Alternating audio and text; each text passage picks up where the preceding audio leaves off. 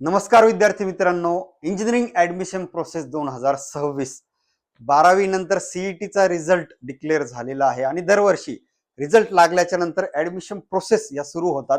तर यावर्षी काय नाविन्य असणार आहे किंवा प्रोसेस कशी असेल, start to end, step by step सर्व आपण इन्फॉर्मेशन या व्हिडिओच्या माध्यमातून घेणार आहोत. म्हणजेच काय की ब्रँच सिलेक्शन कसे करायचे, कॅप राऊंड काय असतात, ज्यांचे कॅप राऊंड होणार नाहीत, नॉन कॅप म्हणजे काय, ज्यांचे ऍडमिशन कॅपने नाही होणार तर नॉन कॅपचा ऑप्शन आहे की नाही, अगेन्स्ट कॅप काय असतं, डॉक्युमेंट व्हेरिफिकेशन करायचं कुठं, रजिस्ट्रेशन प्रोसेस कधी स्टार्ट होतील, कुठे करायच्यात, अशा सगळ्या गोष्टींची स्टेप बाय स्टेप इन्फॉर्मेशन या व्हिडिओच्या माध्यमातून आपण बघणार आहोत. तुमच्या सगळ्यांचं स्वागत करतो मी माझ्या युट्यूब चॅनलला अक्षयज व्ह्यू पॉइंट.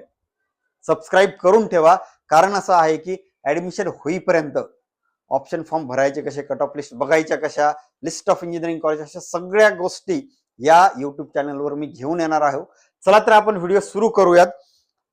आता सगळ्यात पहिले तर वेबसाईट बघा. तुम्हाला जी प्रोसेस करायची आहे इंजिनिअरिंग ऍडमिशनची, ती स्टेट कॉमन एंट्रन्स टेस्ट सेलची जी वेबसाईट आहे गव्हर्नमेंट ऑफ महाराष्ट्राची, त्यावरच फर्स्ट इयर इंजिनिअरिंग ज्या महाराष्ट्रामध्ये कॅप राऊंडच्या अंडर प्रोसेस होतात त्या सर्व त्याच वेबसाईटवर होणार आहेत. FE 2026 असं जर तुम्ही एंटर केलं तर ही वेबसाईट ओपन होईल. ठीक आहे, गव्हर्नमेंट ऑफ महाराष्ट्राची आहे, एंट्रन्स टेस्ट सेलची आहे आणि इथं जे दिलंय ना तर ते first year under graduate technical courses in engineering and technology. आता 2026-27 साठी असेल हे वर्ष. तर अशा टाईपची वेबसाईट ती आहे. त्याच वेबसाईटवर सर्व इन्फॉर्मेशन, डेट्स वगैरे, तुम्हाला फॉर्म भरणं सर्व याच वेबसाईटवर करायचं आहे. ओके, आता बघा जनरल स्टेप्स काय असतील कम्प्लीट ऍडमिशन प्रोसेस मधल्या एकदा समजून घ्या, नंतर आपण वन बाय वन डिटेल मध्ये बघूयात. ओके, सगळ्यात पहिले तर रजिस्ट्रेशन तुम्हाला करावं लागतं ऍट SC सेंटर किंवा FC सेंटर. SC म्हणजे स्क्रुटिनी सेंटर किंवा काही कॉलेजेस फेलिसिटेशन सेंटर असं म्हणायचे. तर रजिस्ट्रेशन पहिले करावं लागेल. रजिस्ट्रेशन करताना काय काय एंटर करायचंय, कोणकोणत्या गोष्टी आवश्यक असतील ते मी तुम्हाला पुढच्या स्लाइडमध्ये सांगतो. रजिस्ट्रेशन झाल्याच्या नंतर डॉक्युमेंट व्हेरिफिकेशन करायचंय. तुम्ही जे डॉक्युमेंट अपलोड कराल ते व्हेरीफाय पण झाले पाहिजेत, पण ते कोण करणार, कुठे करायचे, ठीक आहे, या सगळ्या गोष्टीची माहिती आपण बघणार आहोत. या दोन गोष्टी झाल्याच्या नंतर डॉक्युमेंट व्हेरिफिकेशन आणि रजिस्ट्रेशन नंतर असतील कॅप राऊंड. कॅप म्हणजे सेंट्रलाइज ऍडमिशन प्रोसेसचे राऊंड्स. किती राऊंड होतील ते आपल्याला बघायचंच आहे. त्या राऊंड मध्ये तर ऑप्शन फॉर्म फिलिंग तुम्हाला पहिले करायचंय. ऑप्शन फॉर्म म्हणजे कॉलेज सिलेक्शन्स, किती कॉलेजचे ऑप्शन्स तुम्ही देऊ शकता. ते झाल्याच्या नंतर अलॉटमेंट, तुमचं कुठल्या तरी एका कॉलेजला तुमच्या मार्क्स नुसार नंबर लागणार आहे आणि नंबर लागल्याच्या नंतर सीट ऍक्सेप्ट करताना फ्रीज कन्फर्म म्हणजे काय आणि बेटरमेंट म्हणजे काय याची माहिती आपण घेऊयात. ऍडमिशन त्या कॉलेजला घ्यायचंय डॉक्युमेंट जमा करून सर्व प्रोसेस झाल्याच्या नंतर जर तुमचा नंबर कॅप राऊंड थ्रू लागलाच नाही तर अगेन्स्ट कॅप किंवा त्यालाच नॉन कॅप म्हणतात. ते ऍडमिशन कसे होतात आणि इन्स्टिट्यूट राऊंड, इन्स्टिट्यूट लेवलचे जे राऊंड असतात तर ते आपल्याला ह्या सर्व जनरलाइज प्रोसेस रजिस्ट्रेशन पासून तर ऍडमिशन घेईपर्यंत जनरल या स्टेप्स असतील. आता त्यामध्ये डिटेल बघूयात रजिस्ट्रेशन करताना काय काय आवश्यक आहे. ओके, हा, आता रजिस्ट्रेशन करत असताना तुम्हाला सगळ्यात पहिले तर ऑफलाईन मोडनी करायचं की ऑनलाईन मोडनी करायचं. ऑफलाईन मोड म्हणजेच काय तर फिजिकल स्क्रुटिनी, ऑनलाईन मोड म्हणजेच काय तर ई स्क्रुटिनी. या पॉइंटवर मी हे सगळे पॉइंट कव्हर केल्यावर येतो परत एकदा. स्क्रुटिनी सेंटर्स तुम्हाला रजिस्ट्रेशन कुठे करायचंय तर प्रत्येक जिल्ह्याला, महाराष्ट्रामधील प्रत्येक जिल्ह्याला बऱ्याचशा इंजिनिअरिंग कॉलेजेसवर हे स्क्रुटिनी सेंटर्स दिले जातात. SC सेंटर किंवा फेलिसिटेशन सेंटर. तिथंच जाऊन का करायचंय तर तिथल्या स्टाफ मेंबर्सला सगळी इन्फॉर्मेशन असते की रजिस्ट्रेशन कसं केलं गेलं पाहिजे, कोणते डॉक्युमेंट अपलोड करायचे कॅटेगरी वाईज, म्हणून मग त्या सेंटरला गेलेलं बरं. डॉक्युमेंट व्हेरीफाय तर तुम्हाला तिथं गेल्याशिवाय होणारच नाही. एक लॉग इन आयडी आणि पासवर्ड, जो तुम्ही सीईटीची एक्झाम दिली आहे, सीईटी एंट्रन्स सेलला तुम्ही लॉग इन आयडी क्रिएट केला होता, तो पण तुम्हाला यूज करता येईल. जर नसेल तर तुम्हाला फ्रेश आयडी सुद्धा क्रिएट करता येईल. आयडी आणि पासवर्ड हे विसरायचं नाही, तर तुम्ही कुठेतरी नोट डाऊन करून ठेवा. पर्सनल इन्फॉर्मेशन फिल करावं लागते स्टार्टिंगला, म्हणजे तुमचं कम्प्लीट नेम असेल, वडिलांचं नाव आहे, आईचं नाव आहे, जेंडर, रिलिजन, कास्ट, कॅटेगरी, तुमचा फॅमिली इन्कम किती आहे, ऍड्रेस कुठला आहे, डोमिसाईल स्टेट काय आहे, असं सगळं तुम्हाला ते एंटर करायचंय. नेम एंटर करत असताना काही केसेसमध्ये असं होतं बघा, 10वीच्या मार्कशीटवर वेगळं स्पेलिंग आहे, 12वीच्या मार्कशीटवर वेगळं, किंवा कास्ट सर्टिफिकेटवर वेगळंच काहीतरी आलंय. आईचं नाव, वडिलांचं नाव किंवा तुमचं नाव, कुठेही मिस्टेक नको. शक्यतो स्पेलिंग सगळ्या डॉक्युमेंटवर सेम पाहिजेत. एज्युकेशनल इन्फॉर्मेशन तुम्हाला फिल करायची. 10वीला मार्क किती आहेत, SSC HSC, त्यानंतर JEE ला किती आहेत, CET ला किती आहेत, अशी सगळी इन्फॉर्मेशन तुम्हाला फिल करायची आहे. सगळ्यात महत्वाचं स्टुडंट मोबाईल नंबर आणि ईमेल आयडी. तर ईमेल आयडी शक्यतो तुमचा वैयक्तिक असलेला बरा, म्हणजे कोणीतरी तुमच्या वडिलांचा देईल, भावाचा देईल, बहिणीचा देईल, तसं करण्यापेक्षा वैयक्तिक तुमचा ईमेल आयडी ओपन करून ठेवा. व्हेरिफिकेशन वेगवेगळे त्यावर येत असतात. आणि मोबाईल नंबर, ऑप्शन फॉर्म भरताय मोबाईलवर OTP येईल, फॉर्म रजिस्ट्रेशन करताय मोबाईलवर OTP येईल, व्हेरिफिकेशन करताय मोबाईलवर OTP येईल. असाच मोबाईल नंबर एंटर करा की जो ऍक्टिव्ह असेल पुढचे 3-4 महिने कमीत कमी. ठीक आहे. आता ह्या सगळ्या गोष्टी करायच्यात कुठं, मी म्हटलं की या पॉइंटवर मी परत येतो. ई स्क्रुटिनी म्हणजे ऑनलाईन स्क्रुटिनी देखील तुम्हाला करता येणार आहे, पण माझं वैयक्तिक मत असं आहे, पर्सनल माझं ओपिनियन, की फिजिकल स्क्रुटिनी केलेली कधीही चांगली. म्हणजे का, की तुम्ही जर फिजिकल स्क्रुटिनी करताय म्हणजे तुमचे डॉक्युमेंट घेऊन जाताय, ते कम्प्लिटली समोरासमोर व्हेरीफाय होतील. तुम्हाला जर काही अडचणी असतील, डाऊट्स असतील, तुम्हाला तिथले स्टाफ मेंबर्सला विचारता येतील. ते जे सेंटर्स आहेत ना, स्क्रुटिनी सेंटर, तिथे स्टाफ मेंबर्स असतील, कम्प्लीट इन्फॉर्मेशन तुम्हाला देतील. कुणाकडं रिसिप्ट आहे कास्ट व्हॅलिडिटीची, व्हॅलिडिटी नाहीये, मग काय करायचं, अपलोड काय करायचं, सिलेक्ट करताना काय करायचं, म्हणजे येस म्हणायचं व्हॅलिडिटी आहे का, मग आहे पण रिसिप्ट आहे पण व्हॅलिडिटी आली नाही, त्यावेळेस कोणतं ऑप्शन सिलेक्ट करायची, ही सगळी इन्फॉर्मेशन तुम्हाला फिजिकल स्क्रुटिनी ऑफलाईन मोडमध्ये बऱ्यापैकी माहिती मिळेल. या व्यतिरिक्त पण तुमचे डाऊट असतील तर क्लिअर होतील. ऑनलाईन मोडमध्ये तुम्हाला कंटिन्युअसली चेक करावं लागेल, तुम्ही अपलोड केलेलं करेक्ट आहे की नाही, त्यांचा काहीतरी मेसेज आलाय का, काही त्रुटी आहेत का. तर माझं मत आहे की ऑफलाईन करा. ऑनलाईन मोड समजा तुम्हाला बिलकुल वेळच नाहीये, 2-3 महिने वेळ मिळणारच नाही, तर त्या केसमध्ये केली जाते, बरेचसे विद्यार्थी करतात सुद्धा, पण ऑफलाईन केलेली बेटर. आता एंटर करत असताना सर्व मार्क्स वगैरे, PCM ची मार्कची फिजिक्स केमिस्ट्री मॅथची ऍडिशन 12वीची, तर तो इलिजिबिलिटी क्रायटेरिया नेमका काय आहे तो आपण आता बघूयात. इलिजिबिलिटी क्रायटेरिया, CET चे मार्क्स आवश्यक आहेतच, त्याच मार्क्सवर किंवा JEE च्या मार्क्सवरच तुमची रँकिंग लागणार आहे किंवा अलॉटमेंट होणार आहे. पण त्याआधी इलिजिबिलिटी 12वीला HSC ला जर तुम्हाला फिजिक्स केमिस्ट्री मॅथची ऍडिशन ओपन कॅटेगरीसाठी 45% असेल, 3 विषयाची फिजिक्स केमिस्ट्री आणि मॅथ ऍडिशन जर असेल तरच तुम्हाला फॉर्म भरता येणार आहे, अदरवाईज नाही. CET चे मार्क आवश्यक आहेत, तो पुढचा विषय, पण जर तुमची मार्कची ऍडिशन एवढी होतच नाहीये तर तुम्हाला फॉर्मच भरता येणार नाही.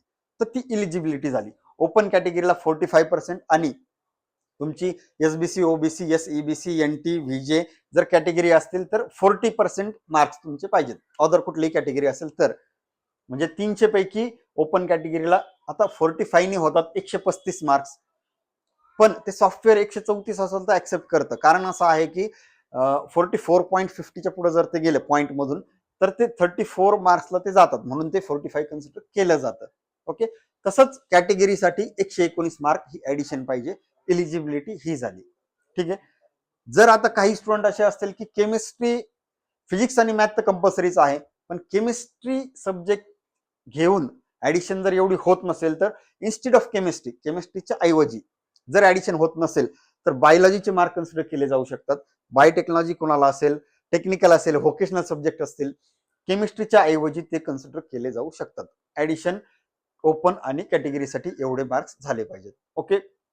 आता CET आणि JEE मार्क्स जेवढे जास्त असतील तेवढं चांगलं आहे कॅप राऊंडसाठी, त्यानुसारच तुम्हाला बेस्ट आणि बेस्ट कॉलेज मिळणार आहे.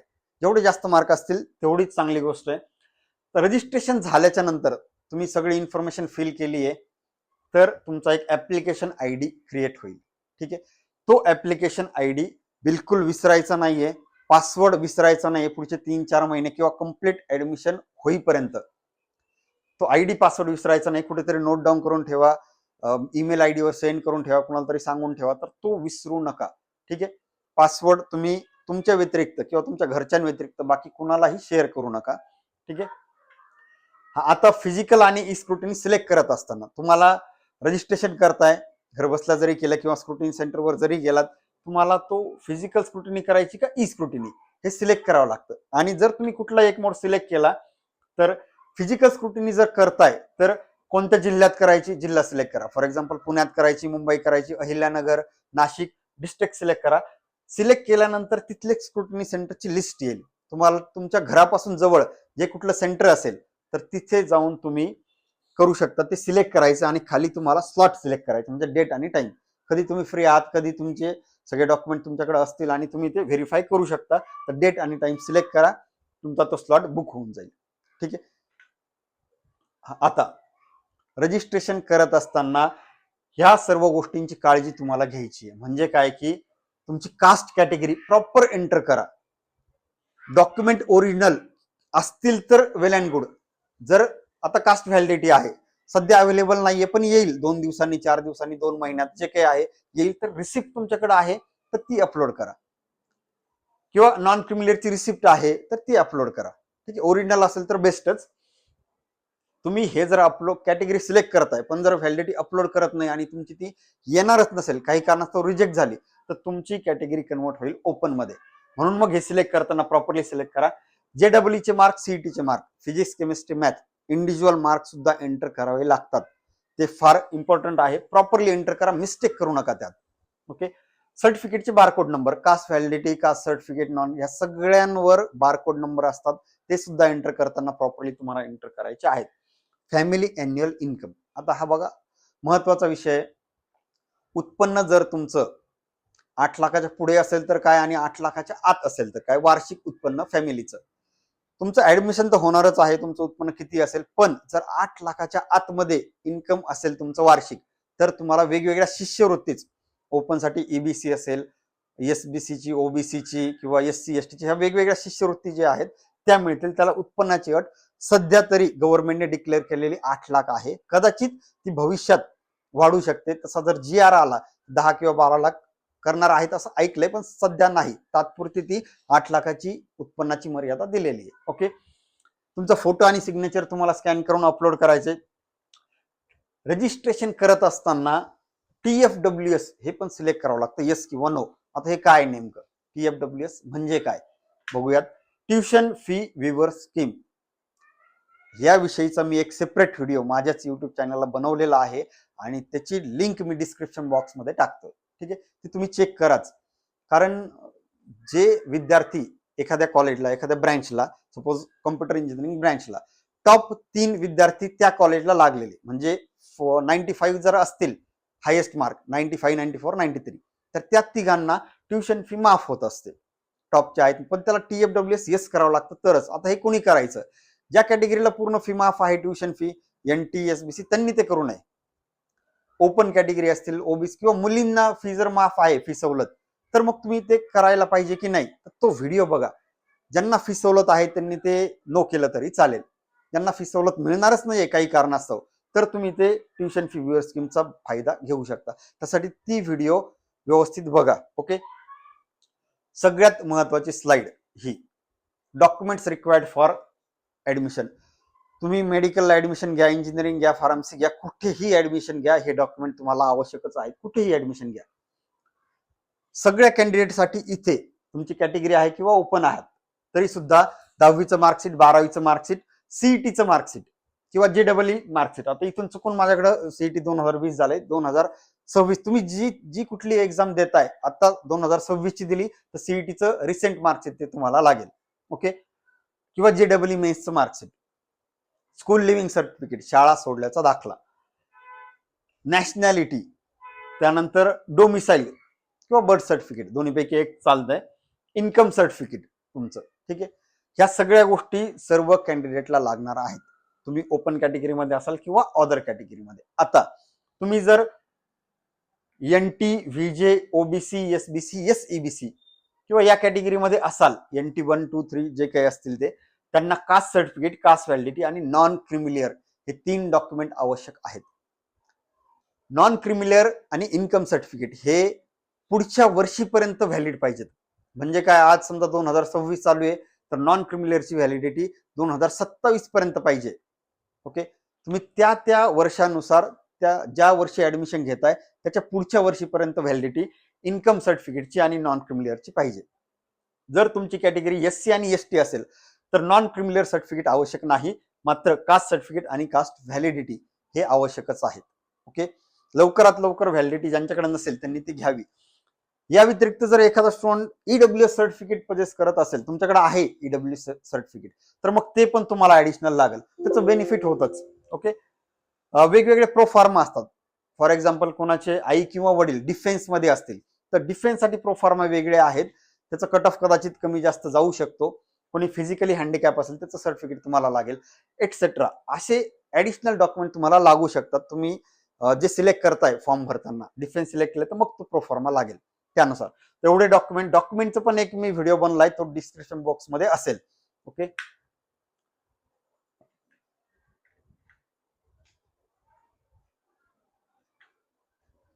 तर हे सर्व डॉक्युमेंट स्कॅन करून तुमच्याकडे असायला पाहिजेत. ओके, आता तुम्ही रजिस्ट्रेशन केलंय, डॉक्युमेंट व्हेरीफाय सुद्धा झालेत, 20-25 दिवसाचा कदाचित 1 महिन्याचा स्पॅन पण त्यामध्ये जातो, त्याच्या डेट अनाऊन्स केल्या जातात. ठीक आहे, त्या डेट झाल्याच्या नंतर जेव्हा दिलंय त्याच वेळेत तुम्हाला ती प्रोसेस कंप्लीट करायची आहे. रजिस्ट्रेशन झालं, व्हेरिफिकेशन झालं, त्यानंतर एक प्रोव्हिजनल मेरिट लिस्ट डिस्प्ले होते त्याच वेबसाईटवर CET सेलच्या FE 2026 वर. आता ही काय असते provisional merit list? Merit list मध्ये तुमचा महाराष्ट्रामध्ये कितवा नंबर आहे तुमच्या पर्सेंटेज नुसार, तुमच्या डिस्ट्रिक्टमध्ये कितवा आहे, तुमच्या कॅटेगरीमध्ये कितवा आहेत, मुली जर असतील तर मुलींमध्ये तुमची रँक कितवी आहे, अशा सगळ्या गोष्टी त्या मेरिट लिस्टमध्ये समजतात. म्हणजे तुम्हाला 90% आहेत, मग तुमचा नंबर 30,000वा आहे महाराष्ट्रात की 40,000वा आहे असं समजतं. फॉर एक्झाम्पल 2 लाख विद्यार्थ्यांनी फॉर्म भरले, मग त्यामध्ये तुमचा नंबर कितवा. त्यानंतर येतो ग्रीव्हन्स पिरियड, अप्रॉक्सिमेट 3 ते 4 दिवसाचा असतो, कधी कधी तो 5 ते 6 दिवसाचा दिला जाऊ शकतो. म्हणजे काय, तर तुम्ही रजिस्ट्रेशन करताना रिसिट अपलोड केली आहे, पण व्हॅलिडिटी सर्टिफिकेट तुम्हाला समजतंय की आलंय. आता जर आलंय तर मग ह्या 3 दिवसात तुम्ही अपलोड करू शकतात. आधी काहीतरी तुमच्याकडून भरताना राहिलं गेलंय किंवा ऍड करायचंय तर ते तुम्हाला ग्रीव्हन्स पिरियड मध्ये करण्याची सोय उपलब्ध करून देण्यात आलेली आहे. मायनर करेक्शन्स असतील ग्रीव्हन्स पिरियड मध्ये केले जातात.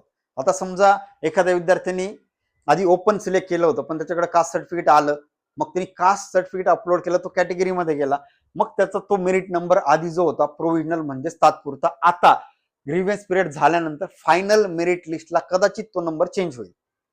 ठीक आहे, मग तो नंबर कदाचित 30,000चा 28,000 वर पण येईल, 30,000चा 32,000 वर पण जाऊ शकतो. ठीक आहे, फायनल मेरिट लिस्ट जी असेल त्याच लिस्टवर, त्याच रँकवर तुमची अलॉटमेंट होईल. म्हणजे तुमच्या मार्क्स नुसारच ती लिस्ट असते, त्या लिस्ट नुसारच तुमची अलॉटमेंट केली जाईल. ओके, आता main point, CAP rounds, centralize admission प्रोसेसचे राऊंड्स जे असतात त्याविषयी माहिती घेऊयात.